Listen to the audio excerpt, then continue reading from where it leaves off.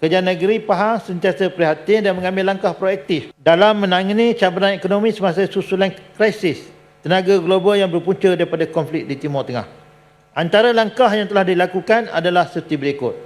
Pertama, melaksanakan dasar bekerja dari rumah bagi pejabat awam negeri untuk mengurangkan beban kos bahan api dalam kalangan pejabat awam di samping menjimatkan penggunaan tenaga elektrik di pejabat-pejabat kerajaan.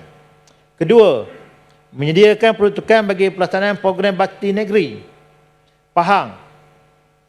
Panjangnya program bakti negeri Pahang. Tapi kalau nak sebut BN Pahang pun boleh juga. Sebab dia bakti negeri. Iaitu program agihan bantuan baku makanan kepada golongan yang terkesan dan memerlukan. Ketiga, kerajaan negeri juga menyalurkan voucher bantuan negeri Pahang bernilai RM50 bagi setiap voucher kepada golongan yang memerlukan untuk pembelian barangan keperluan asas dengan kerjasama pasaraya di seluruh negeri Pahang.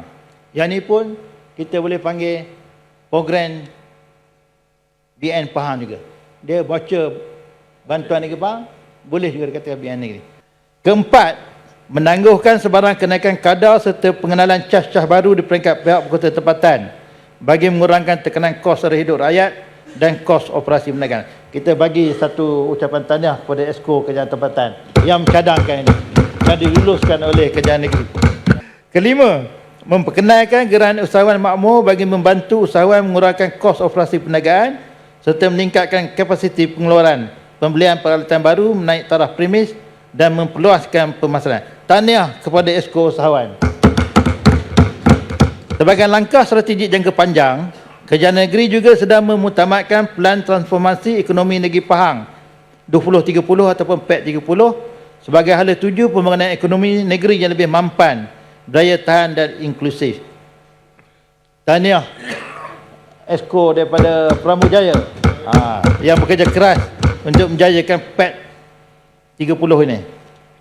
Pelan ini bertujuan memperkukuhkan daya saing ekonomi negeri melalui penolakan sektor-sektor berimpak tinggi, memperluas peluang pekerjaan, menarik pelaburan berkualiti serta memastikan manfaat pembangunan dapat dinikmati secara lebih menyeluruh oleh rakyat di semua daerah negeri Pahang. Melalui langkah-langkah yang telah diambil dan akan dilaksanakan, Kerajaan Negeri dijangka dapat mengekalkan KDNK pada kadar 5 hingga 6% berdasarkan corak pertumbuhan semasa walaupun berdepan cabaran ekonomi semasa yang semakin mencabar.